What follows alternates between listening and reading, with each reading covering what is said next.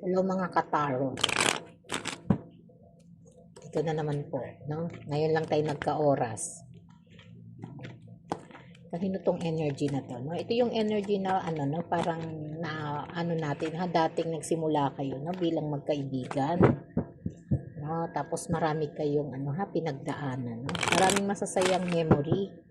No, parang ilang taon din, no? Parang 6 years po ito, no? 6 years hanggang 3 years na ano, friendship, no, nag-start. Tapos ano yun, sobrang tiwala nyo sa isa't isa. Parang ano, hindi na rin kayo sanay, no? Na hindi kayo magkasama, hindi nagkikita, no? Parang bawat hakbang magkasama po kayo, ha? Tapos ito yung sitwasyon, no, na talagang nagbibigay sa inyo ng inspirasyon sa bawat isa. Kung energy nyo po ito, ha? Ito na po ang inyong reading na hinihintay. Magandang araw po, no? At sa iba na may magandang gabi po. May iba na may magandang umaga. Depende po, ha, sa inyong kinalalagyan, no? Itong energy na to ay sobra pong nagtitiwala, ha? No? Sobrang nagtitiwala. At yung isa naman, ha, habang na pinagkakatiwalaan hindi naman siya nagiging honest. Kaya ito'y parang negative positive. Ha? Sabi ng king, no, si King of Cups, no, ay dito pinapakita pa rin, no, na talagang may mga ano itinago ito sa iyo, ha, may mga may mga sinikreto na emosyon, no, na parang kailangan mo pang tanungin, no, kailangan mo pang tanungin, kailangan mo pang alamin kung ano ba ang nangyayari, no, ano ba, may tinatago ka ba sa akin, o ano ba ang sitwasyon nating dalawa, no? Nasa ngayon ay talagang naguguluhan ka dahil hindi mo alam, no, kung kayo pa ba o may iba ng iba, no? At ito yung kahinaan mo, no, na pagka hindi siya nagsasalita, hindi siya nagsasabi sa iyo ng mga emosyon niya, no? Parang yung utak mo gumugulong bigla, no? Gumugulo. Pero syempre, marami ka ng sinakripisyo dito sa relasyon na to, ha. Marami nang nangyari, no, na talagang nagpaligaya sa buhay mo. Marami na ring pangarap, no, na nakasalo mo, nakasama mo, no, na parang buong pamilya mo rin, no, nakilala to. Talagang ito yung parang nagkaroon kayo ng tinatawag na anak, no, nagkaanak kayo. Yung iba naman nagsama lang, ha, nang wala ring anak, pero yung iba may anak, ha. At sinasabi pa rin po dito, ha, na dumating sa panahon, no, na talagang andoon, no, parang ang laki ng pagbabago, no, na parang yung dating masayang relasyon nyo, yung masayang pagsasama ninyo ay nauwi po, no, sa paghihiwalay, no, nauwi sa kalungkutan, na dumating sa panahon, no, na naging bad karma po ang sitwasyon ninyo, no, at parang dumating na rin sa pagkakataon na hindi na kayo nagkakasundo, no, bawat salita ay instead na mapabuti, no, parang lalong lumalala yung usapin ninyo, no. Parang isa lang yung sinabi mo, ang isasagot sa iyo 5 na, no. At dumadating sa panahon na pilit mo naman, no, na talagang hinahandle tong relationship na to, pero syempre, hindi dumating sa panahon, no, na nagkakaroon kayo ng intindihan, no. At sinasabi ng 10 of Cups, no, sa 10 of Cups, no, na talagang ito sana yung nagpapasaya sa iyo, no? Talagang nagpapasaya sa iyo, nagbibigay sa iyo ng fulfillment na kasama sa lahat ng plano, sa lahat ng mga pangarap, no? Na parang hindi ka talaga mabubuhay nang hindi siya nakikita, nakakasama, no? Kaso dumating yung panahon, no, na talagang andito yung 8 of Swords, no, na talagang dumating sa sitwasyon na parang feeling mo ikaw na lang yung umiintindi, no? Ikaw na lang yung nagsasabi ng totoo, ikaw na lang din yung humahanap sa kanya. Madalas po, no, umiiyak ka, no?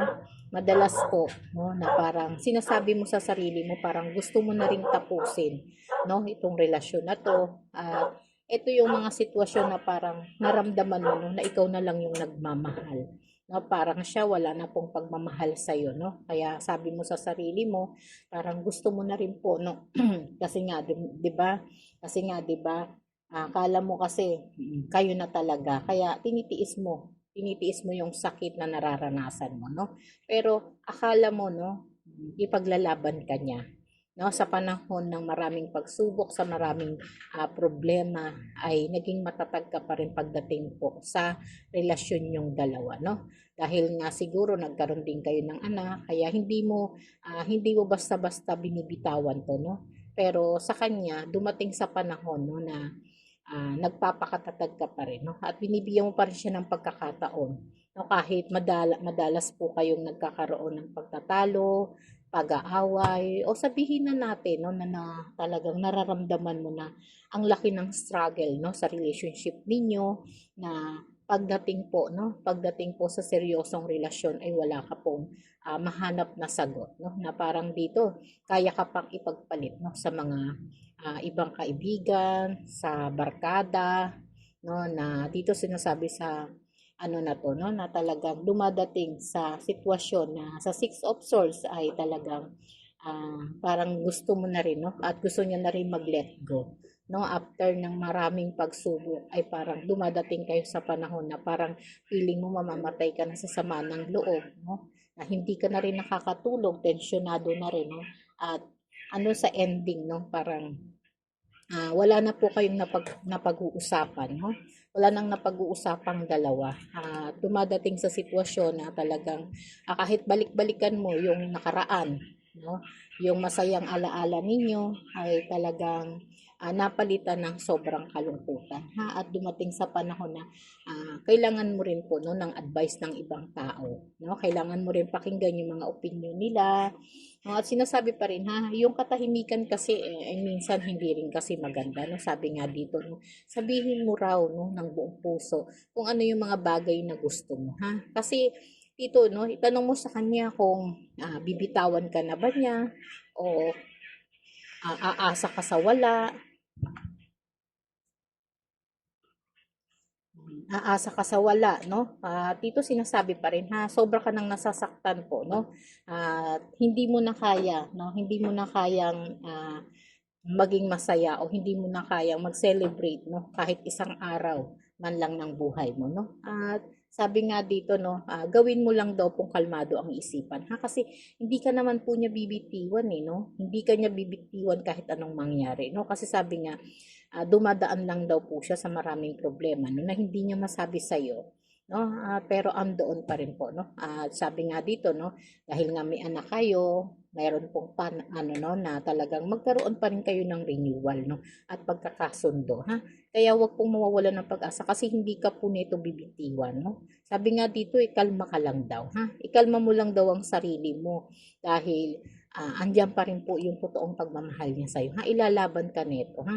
Kaya yung mga pumapasok sa isip mo siguro dala lang po yan, ano? Dala lang po ng sobrang stress at emosyon, no? At kagaya nga ng sinasabi ko, andito po yung Two of Cups, saka yung Ace of Pentacles na nagpapatunay na talagang ang pagmamahal neto, no, ay talagang buo pa rin po sa iyo, ha. Kung nagkakaroon man kayo ng mga pagtatalo, pag-aaway, siguro normal lang po yan sa pagsasama, ha. Pero syempre, no, kailangan mong kumalma, no? Kailangan mong ikalma. Dahil andito po yung Ace of Pentacles at saka ang Dasa, no? Sinasabi pa rin po dito, no, na talagang possible na magkaroon kayo ng new beginning, ha? At yung new beginning na yun may magdadala sa iyo, no, ng bagong kalagayan, no, na hindi mo inaasahan na kaya pala ganun siya sa iyo ay dahil meron po siyang plano, no? Plano na bigyan ka ng harmony, bigyan ka niya ng respeto, pagmamahal at equal, no, and balance na relationship, no? Sabi nga dito gusto niya maging stable yung sitwasyon ng buhay niyo, lalong-lalo na sa financial, ha. Kaya medyo kung may mga bagay kayong hindi na pagkakasunduan, no, ay ikakalma mo lang ang sarili mo, ha.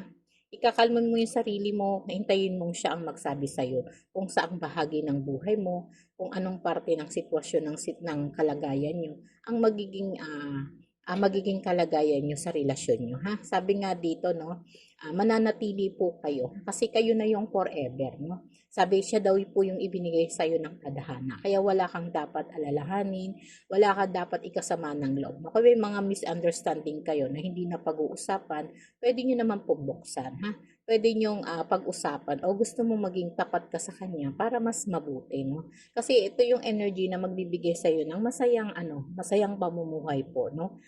Siguro kailangan niyo lang po ng maturity, no? Kailangan niyo lang pag-usapan at iplano yung mga bagay na magiging okay sa inyo, no? At lahat naman po ng relasyon ay dumadaan po sa una sa mga pagsubok. Pero sa huli kung nagkakaintindihan naman na at nagkakilala na ng higit, no, ay nagiging masaya naman po ang takbo ng relasyon, ha? Kung hindi po natin papairalin yung pride natin, ha? Kaya sa ngayon, no, hindi ka po neto bibitiwan, no? Kaya pag-usapan niyo pong mabuti. Salamat po ng marami.